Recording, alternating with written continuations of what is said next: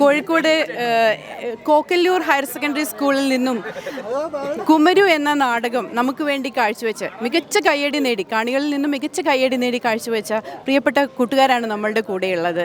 കുമരുവിലെ കള്ളനായി എത്തിയ കൂട്ടുകാരൻ തന്നെ നമ്മളോട് ഈ നാടകത്തെക്കുറിച്ച് പറയും. നല്ല സന്തോഷമുണ്ട്.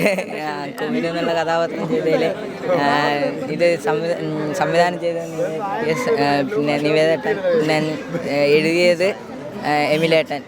അപ്പോൾ ഞങ്ങൾ ഒരുപാട് കാലമായി 5 മാസത്തോളമായി ഇതിൻ്റെ റിഹേഴ്സലിലൊക്കെ ഭാഗമായി നടക്കുന്നത്.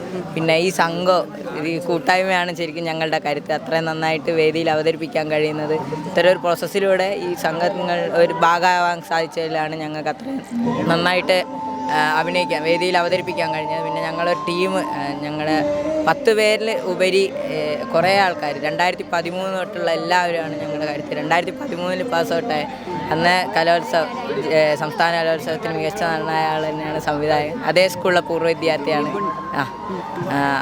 നിവേദ്. അപ്പോൾ ഞങ്ങൾക്ക് നല്ല സന്തോഷം. പ്രശസ്ത നാടക രചയിതാവ് എമിൽ മാധവിയുടെ കുമരു എന്ന നോവലിനെ നാടകത്തെ ആസ്പദമാക്കിയാണ് ഈ നാടകവും അരങ്ങിലെത്തിയിട്ടുള്ളത്.